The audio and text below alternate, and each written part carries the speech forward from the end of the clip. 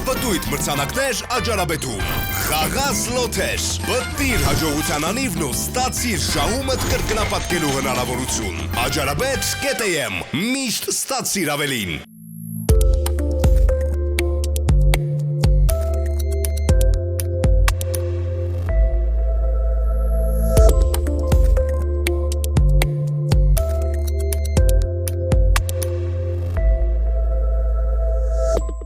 Բարև ձեզ հարգելի հեռուստադիտողներ, 24 TV ուղիղ եթերը շարունակում է Այցեքարտ։ Այսօր Հայաստանի ներքաղաքական զարգացումների մասին զրուցելու եմ Հանրապետական կուսակցության գործադիր մարմնի անդամ Գագիկ Մինասյանի հետ։ Բարև ձեզ, շնորհակալություն, պարոն Մինասյան։ Քոչարյանի գործից սկսենք, Քոչարյանի գործից ենք խոսելու Արցախ-Հայաստան հարաբերություններից, եւ տնտեսական զարգացումից կամ տնտեսության մասին։ Պարոն Մինասյան, վերջին մի քանի օրվա զարգացումները ինչի մասին են վկայում, ձեր կարծիքը։ Գիտեք, ես կարծում եմ ճիշտ կլինի վերջին քանի օրերի զարգացումները կապել այն ընթացքի հետ, որոնք նախորդել էին այդ վերջին քանի օրերի զարգացումների, եւ այդ տեսակետից ես կարծիքին, որը արտահայտել եմ ոչ մեկ անգամ, շատ է քաղաքականացված այս գործընթացը։ Իրավական խնդիրները շատ սխալ է քաղաքականացված մթնոլորտում դիտարկելը։ Եվ դրա դրսևորումը հենց կարծում եմ այն է, ինչ որ վերջինս մի քանի օրերի ընթացքում տնեցավ, դա խափանման միջոցի փոխփոխման հետ կապված առաջարկություններն էին եւ այն զարգացումները, որոնց փուլում մենք հիմա գտնվում ենք, որտեղ Լեռնային Ղարաբաղի Հանրապետության նախկին եւ ներկա նախագահը առաջարկել են խափանման միջոցի փոփոխություն եւ դա կարծեք թե դարձել է կիզակետ։ Բայց ես չեմ կարծում, որ դա պետք է այդքան սրվեր, որովհետև ակնհայտ է, որ պարոն Քոչարյանը այն անձը չի, որ ինքը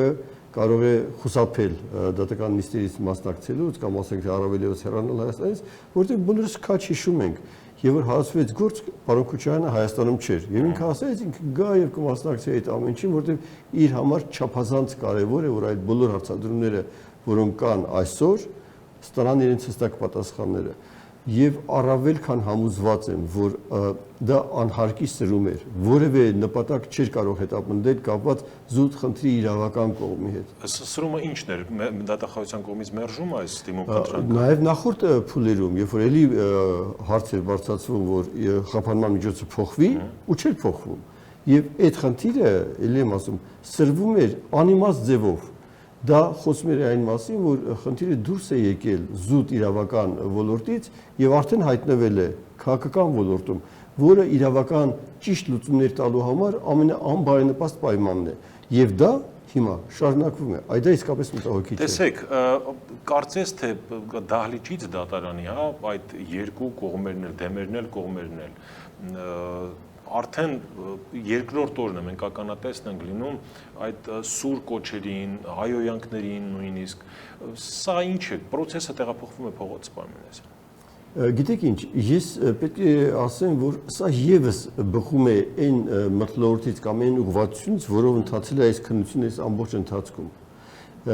Դա երկու կողմերին իրար դեմ հանելու միտումն է։ Ես այդպես եմ հասկանում։ Ինչու չէր կարելի նախորդ միջնորդությունները բավարարել եւ պարոն Քոչարյանի կալանքի միջոցը փոխել։ Ինչն էր խնդիրը։ Իսկ ինչու փոխել մյուս կողմից։ Չէ, շատ པարզ պատճառով, որովհետեւ կալանքը չի կարող լինել ինքնանպատակ։ Կալանքը ըստ օրենսդրության ունի նպատակ, որ եթե ամբաստանյալը այդ խափանման միջոցի փոփոխման պատճառով կարող է խոչընդոտել կամ հեռանալ կամ փախնել։ Երբ ես վերջի անգամ լսեցի, իսկապես իմ համար բացարձակ ոչ ընդունելի հիմնավորումներ էր բերվում, որ ինքը ունի մեծ հնարավորություններ Հայաստանից դուրս, մեծ կապեր եւ ինքը կարող է ազդել եւ այլն եւ այլն։ Եվ կարող է նույնիսկ հեռանալ Հայաստանից։ Չի կարող այդպիսի բան պատահել, տրամաբանությունից զուրկ է։ Այդ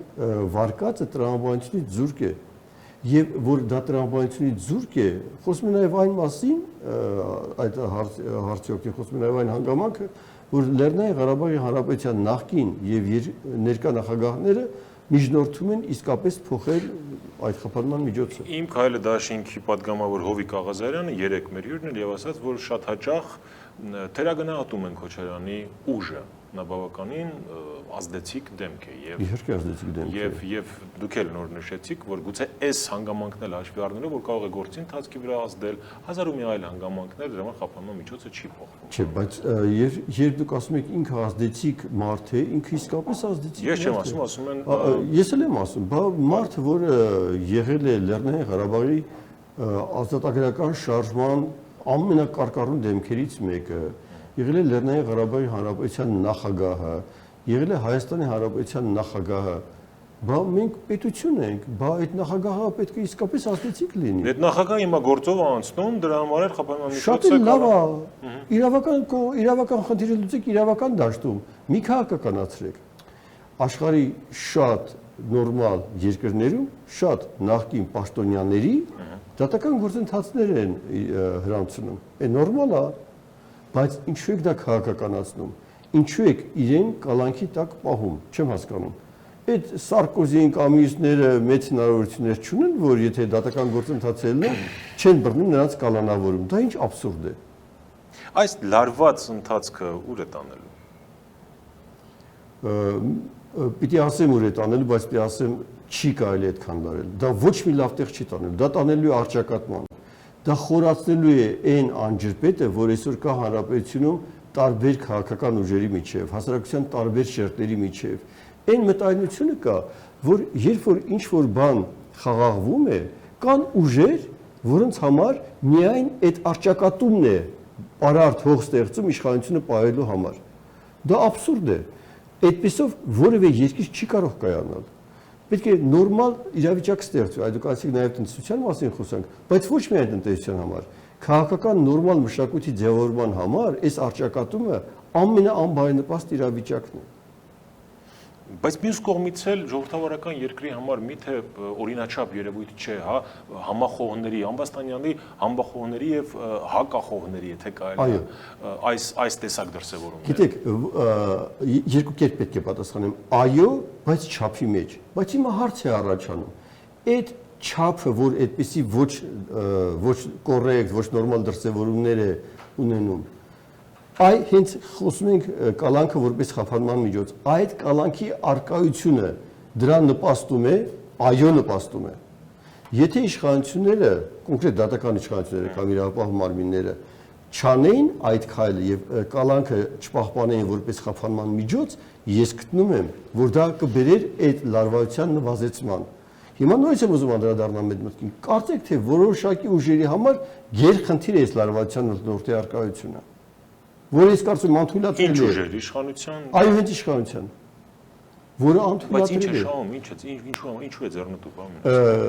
Դրանից ինչ լավ բան իշխանության։ Ես չեմ կարող այդ հարցին պատասխանել, բայց ակնհայտ է փաստը։ Ակնհայտ է փաստը։ Եթե դուք ուրիշ որևէ կոնստրուկտիվ բան չեք կարող ներկայացնել, ապա գոնե տեսարաններ պետք է ներկայացնեք։ Սա է խնդիրը։ Շատ լավ, անցնենք մյուս թեմային, Արցախ-Հայաստան վերջին օրերի որոշակի լարված հայտարարությունների մասին, փոխադարձ նույնիսկ իր մեջ վիրավորանքներ պարունակող։ Այսօր Արցախյան խորհրդարանական պատվիրակությունը Աշոտ Ղուլյանի գլխավորությամբ նշեց, պարոն Մինասյան, որ չկա այդպիսի հակասություն։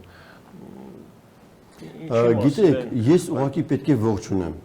Այդ ձևակերպումը, որ դուք քիչ առաջ ներկայացրեցիք, ես պետք է ողջունեմ։ Եվ շատ ուրախ կլինեի, որ Հայաստանի Հանրապետության խորհրդարանի ներկայացուցիչները եւս այդպիսի հայտարարություններ անեին։ Ամենաբարձր մակարդակով արվեր այդ հայտարարությունները։ Դա է մոտեցումը։ Տեսեք, մենք երկու տարբեր թեմաների մասին ենք կարծեք խոսում, բայց ելի նույն խնդիրն է՝ լարվածության մեղմացման կողմնակիցներ եւ լարվածությունը ստրելու կողմնակիցներ, որովհետեւ տեսեք, ինչ են շնակում, եթե Ղարաբաղում հակահեղափոխականները փորձեն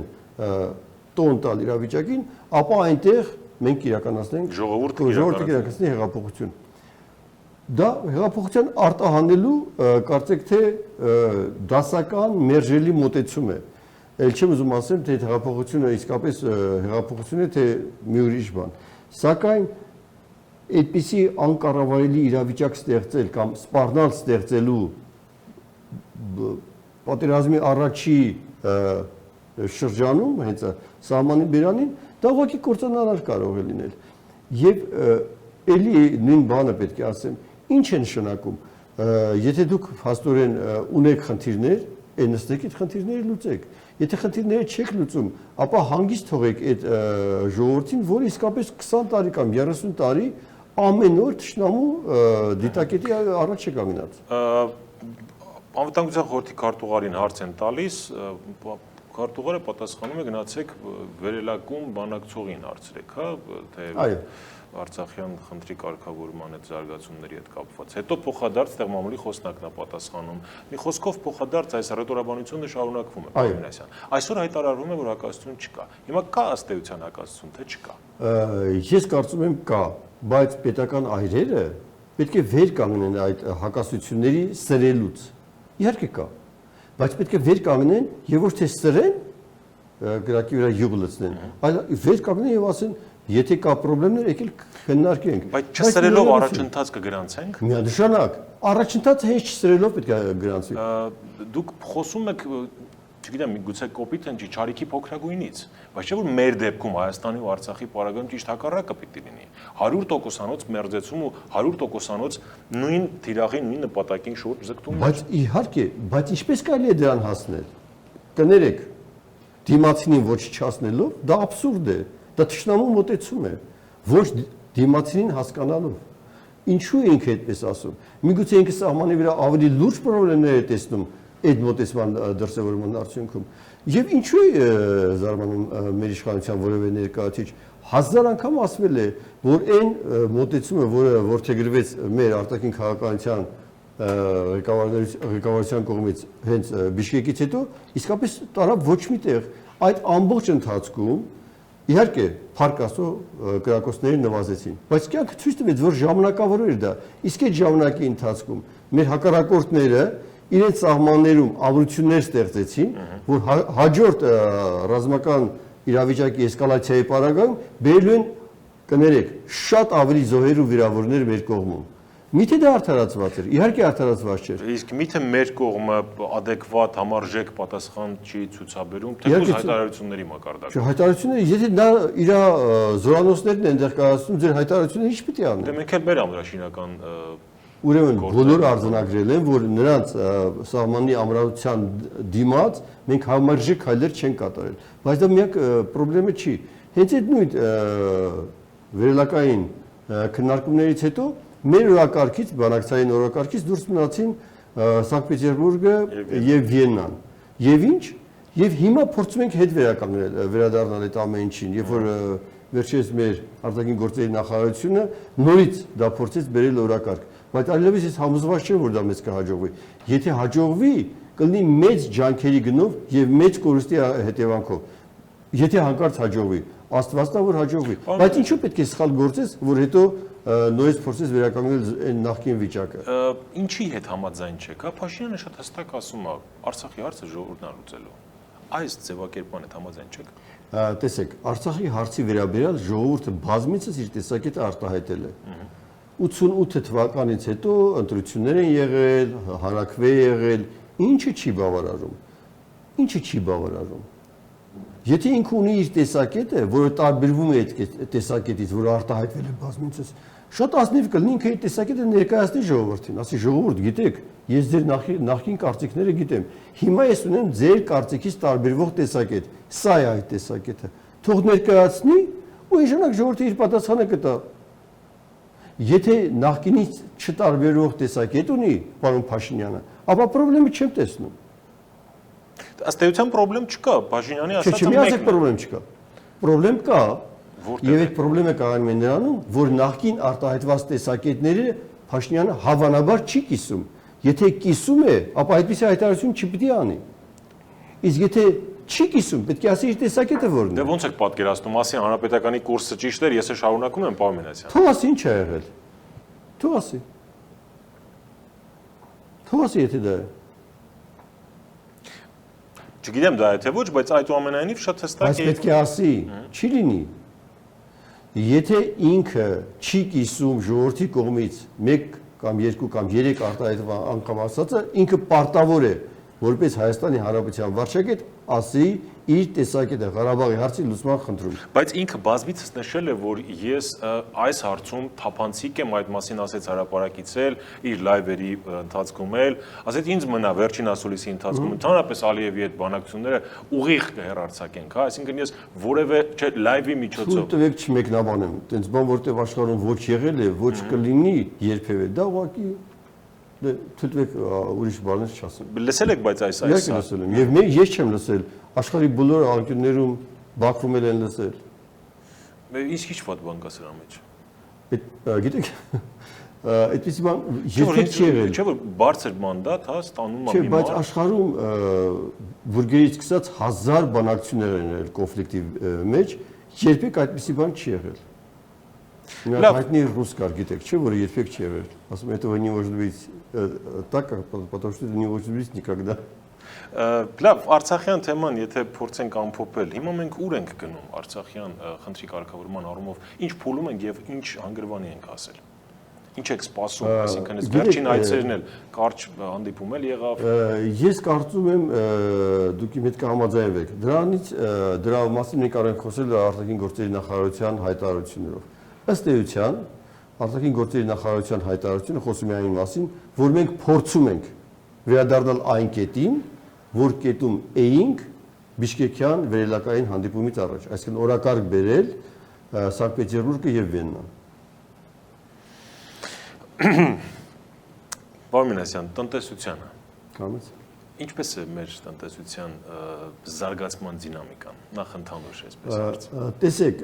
տնտեսությունը ունի իր առանձնահատկությունները տնտեսության մեջ, եթե դուք ուզում եք, քանի որ մենք փոքր երկիր ենք եւ ուզում ենք միշտ մնանք մրցակցային իրավիճակում, մենք պետք է ունենանք դեպի արտահանումը միտված տնտեսություն։ Իսկ դեպի արտահանումը միտված տնտեսությունը ունի իր պահանջները։ Դուք պետք է անընդհատ ներդրումներ անեք ձեր տնտեսության մեջ, անընդհատ, որպեսզի հետ չմնաք մրցակցային շուկայում։ Ցավոք այս բնագավառում մենք ունենք մեծ թերացումներ, մեզ մոտ ներդրումներ չեն լինում։ Եվ հարց է առաջանում, արդյոք իշխանությունները անում են այն անհրաժեշտ քայլերը, որոնք պետք է բերեն այդ ներդրումների։ Եվ այստեղ կարծում եմ ամենամեծ խնդիրն է մեր տնտեսական զարգացման տեսակետից։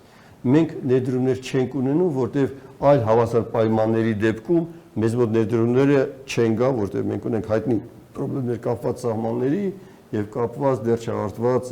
Լեռնային Ղարաբաղի խնդրի կարգավորման հետ։ Հետևաբար մենք պետք է ներդրողների համար լրացուցիչ պայմաններ ստեղծենք։ Բայց եթե մենք ասենք թե կոնկրետ Լիջանի օրինակը պետք է վերենք, անորոշ իրավիճակի մեջ ենք թողում մեծ ներդրողին, չենք տալիս հստակ պատասխան։ Այնտեղ կան խնդիրներ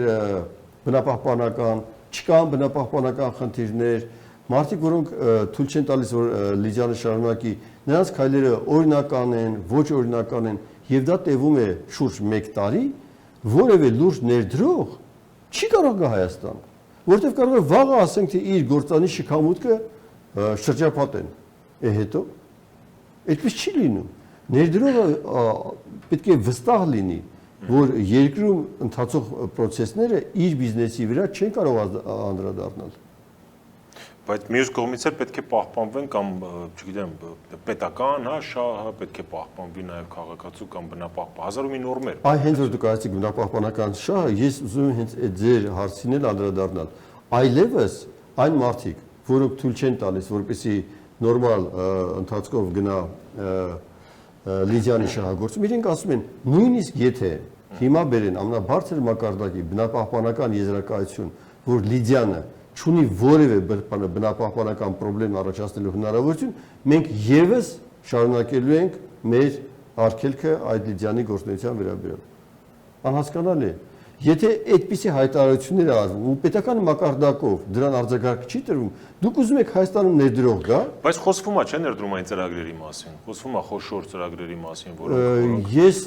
չեմ ուզում անդրադառնամ այն իրողությանը, երբ որ դուք ասում եք խոսում է, որտեղ մենք արդեն 1 տարի է այս իրավիճակում ենք եւ 1 տարվա ընթացքում որևէ ռեալ ներդրում չկա։ Տեսեք, մեկ կարևոր հանգամանք։ Մեր տնտեսական ակտիվության ցուցանիշի ամենահիմնական բաղադրիչը այս վերջի 4 ամիսների ընթացքում եղել է շինարարությունը։ Սա ինչի մասն է խոսում, որ ներդրողները իրենց ներդրումները կատարում են կոպիտ ասած ցեմենտի եւ բետոնի վրա, որտեղ դա որևէ դեպքում չի կորի։ Այսինքն վստահություն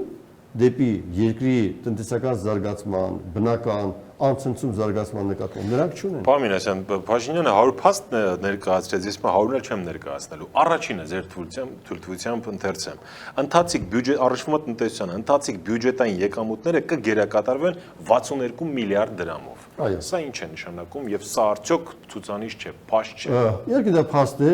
երկու հանգամանքի վրա եմ ուզում ձեր ուշադրությունը հրավիրեմ։ Ընդհանրապես պետական բյուջեի նախագիծը իր ամբողջական տեսքին է գալիս օգոստոս-սեպտեմբեր ամիսներին եւ այդ տեսքով ինքը գալիս է խորհրդարան։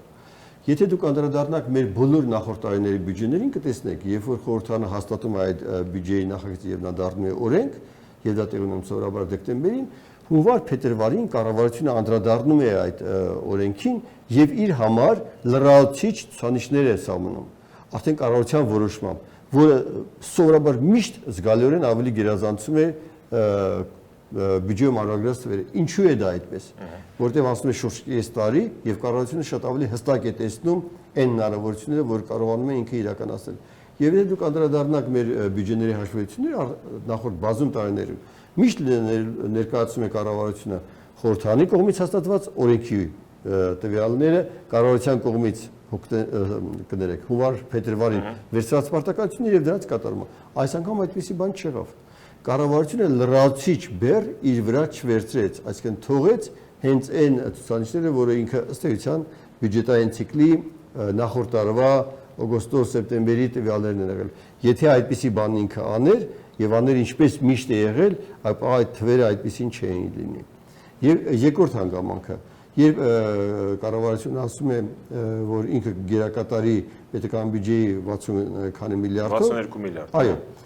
շատ կարևոր է հասկանալ, թե դա տնտեսության ողջ ճյուղերի զարգացման հաշվին է։ Չափազանց կարևոր է հասկանալ, դրանք արտահանելի ճյուղերի հաշվին, այսինքն արդյունաբերություն, գյուղատնտեսություն, թե ոչ արտահանելի ճյուղեր, օրինակ շինարարություն, օրինակ ծառայություններ։ Եթե դուք ասեիք, որ այդ արտահանման տեմպը այնպիսին է, որ արտահանելի ճյուղերում ինքը կունենար այդ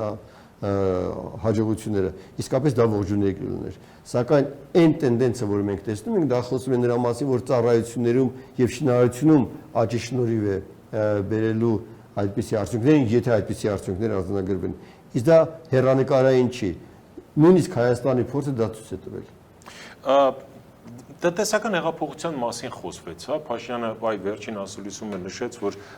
դրա մեկնարկը բավականին խոստումնալից է, բավականին լավ արձագանքով է, ՀԴՄ-ների վկայությունը 30 միլիոն ավելով, եթե չեմ սխալվում, հենց դրա վառ ապացույցն է, եւ այս համատեքստում, եւ առասարակ, այս մեկ տարվա պաշտոնավարման ընթացքում տնտեսական քաղաքականությունը ձեզ ինչ է։ Գիտեք, դուք շատ օրինակ բերեցիք, էլի դուք ասիք, իհարկե դուք ունեք ներքին ռեսուրսներ։ Եթե ներքին ռեսուրսները արդյունավետ եք օգտագործում, դուք որոշակի տնտեսական ցուցանիշներ կունենաք անխոս։ Բայց դրանով ապահովել երկրի դինամիկ հեռանկարային զարգացումը դուք չեք կարող։ Դա ակնհայտ է բոլոր քիչ թե շատ նույնիսկ հասկացող մարդկանց համար։ Դա չի խթանի ներքին ներդրումները, պարոն Մինասյան։ Ախր այդ ներքին ներդրումներն են, որ գնում են բետոն ու երկաթ են դառնում։ Որտեւ այդ ներքին ներդրողը պետք է հասկանա, եթե ինքը ներդրում է անում տնտեսության մեջ, ու վաղը ինքը համոզվաշի, որ այդ երկրում պետք է լինի այնպիսի իրավիճակ, որ ինքը իր բիզնեսը շարունակի, ինքը իր ներդրումը կանի շինարարության մեջ, ինչու, որտեւ բոլոր պայմաններում այդ երկաթն ու բետոնը կմնան։ Դա ակնհայտ է։ Եթե երկաթի ու բետոնի փոխարեն ինքը անի ձեռնարկության մեջ, բիզնեսի մեջ, արտահանելի ճյուղերի մեջ, այն ժամանակ ամենից նորմալ կլինի։ Արտադրության մեջ այսօր պայմաններ չեն ստեղծված, հա, հարկային օրինակ օրենսգրքում փոփոխությունների մասին է խոսվում, համահարթեցման մասին է խոսվում։ Ինչ վերաբերում է դրան, տեսեք, խնդիրը բավականին ակնհայտ է։ Ամենամեծ թերությունը այն է, որ այդ հարկային օրենսգրքում փոփոխությունները, այդ եկամտային հարկի փոփոխությունները բերվեցին ոչ փաթեթային ձևով, որտեղ խոսում է այն մասին, որ այն խնդիրները, որ այստեղ օբյեկտիվորեն առաջանում է, մենք կլուծենք գույքահարկի միջոցով։ Սակայն եթե այդպես է, այդ երկու օրենքները պետք է իրար հետ բերվեին, որովհետեւ խորհրդարանը քննարկել ու հասկանալ այն խնդիրները, որ ինքը այստեղ տեսնում է, իսկ տեսնում են բոլորը, Արդյոք գուրքայքով այդ խնդիրները լուծվում են։ Հիմա եթե բերել եք դուք առանձին եկամտային հարկի մասին օրենքում փոփոխություններ եւ համարտեցման մոտեցումը այնտեղ արձանագրում, որևէ մեկը վստահություն չունի, թե ինչպեսին պետք է լինի ձեր օրենքի նախագիծը գույքարկի առումով։ Արդյոք այն խնդիրները, որ այստեղ ակնհայտորեն առաջանում են, այնտեղ կլուծվեն։ Այսինքն սա հենց կոնցեպտուալ սխալ է։ Այդպիսի օրենք միասնական պետք է ներկայացվեր խորհրդան երկու օրենքների փաթեթի տեսքով, որը չի ներկայացվել։ Ամենասա լավ, այս պիտարվա մեջ որևէ լավ բան չեք տեսնում այս իշխանության դեմ։ Տեսնում եմ։ Կարելի է։ Իհարկե։ Եվ դրանից օրինակ հենց ՀԴՄ-ների խնդիրը շատ ողջունելի է։ Միայն։ Դե դուք մեկը հարցրեցիք, ես մեկին պատասխանեցի։ Մենք ավելի շատ ավելի ժողովրդավար երկրում ենք ապրում հիմա, քան ձեր կառավարման օրոքեր, թե ոչ։ Երբ ասում եք ժողովրդավարություն, ի՞նչը նկատի ունեք։ Խոսքի ազատությունից մինչև տնտեսական մենաշնորհներ։ Երկրորդից սկսեմ, եթե կարելի է։ Տեսեք, երբ որ դուք ասում եք տնտեսական մենաշնորհներ, ենթադրում պետք է ասեք, որ տնտեսական մենաշնորհները նվազել են, բայց տնտեսական մենաշնորհների նվազեցումը պետք է ազդեր գների վրա։ Դուք չեք ինձ կարող համոզել, որ գները ազդեցությունը կներեք թողնենք։ Դա հետևանք է, դա մուլտիպլիկատիվ էֆեկտ է։ Հիմա կա թե չկա։ Ներողություն։ Բա ինչու եք դուք դեմ այդ մենաշնորհներին։ Այդ ինչի համար եք դեմ։ Եթե դուք հիմա փորձեք ապացուցել, որ դա անքակտելի մաս է տնտեսության զարգացման համար, շատ լավ, պարոն։ Մենաշնորհների դեմ պայքարի, օբյեկտիվ պայքարի հիմքը դա գների մրցակցային իրավիճակն է, որը բերում է գների նվազեցման։ Հիմա այսինքն դուք ուզում եք ասեք, որ այդ պայքարը ինքնանպատակ է եղել։ Ոչ։ Բա ո՞ւր է արդյունքը։ Մի հոգի ներկրում մի տարի առաջ, հիմա 10 հոգի է ներկրում։ Իդեալական է, ո՞ւր է արդյունքը։ 1000-ի հանգամանքից է, ինձանից լավ գիտեք, պարոն Մինասյան, կապված։ Միջազգային հա գներ, 1000-ի այլ բան։ Այդպես բան չի լինում։ Ինչու։ Որտեւ այդ 1000-ի հանգամանքի դեպքում ձեր կառավարման օրոք կարակի գնի բարձրացման մասին խոսում ենք, ասում եք միջազգային, ասենք, գործընթացների հետ եք կապում։ Իրավացեք, բայց տեսեք, կարակ միակ սպառման ապրանքը չի, չէ՞։ Կան բազմաթիվ սպառման ապրանքներ։ Հիմա դուք պետք է ասեք, այդ բազմաթիվ սպառման ապրանքներից մեկը, որը ուներ մենաշնորհային կամ գերիշխող դիրքի իրավիճակ, եւ երբ որ դուք քանդեցիք այդ գերիշխող դիրքը, այդ շուկայում դուք ունեցաք հաջողություն։ Ցավոք դուք չեք կարող բերել այդ օրինակը։ Ցավում եմ, բայց չեք կարող։ Բանան, շաքարավազ, բենզին։ Եվ դրանցից որոնք են նվազել։ Չեն նվազել։ Իհարկե։ Հանրապետականը ամփոփում ենք 1-2 րոպե մնացել, հանրապետական կուսակցությունը ինչով է զբաղված, ինչ պլաններ ունեք։ Դե տեսնում եք, ես հանրապետական կուսակցության ներկայացուցիչ եմ եւ հիմա անում եմ հանրապետական կուսակցության շատ սովորական գործառույթներից մեկը, դες հարցազրույց եմ տալիս։ Այդպես։ Քաղաքական առաջիկա անելիքների մասին չեք ուզում խոսել։ Դե ժամանակ գա, բոլորը կիմանան։ Պարոն Մինասյան, շնորհակալություն։ Համեցեք։ Հարգելի հեռուստադիտողներ, 24 TV ուղիղ եթերում ենք, Հայաստանի ներքաղաքական զարգացումներից զրուցում էի Հանրապետական կուսակցության գործադիր մարմնի անդամ Գագիկ Մինասյանի հետ։ Շնորհակալություն ուշադրության համար։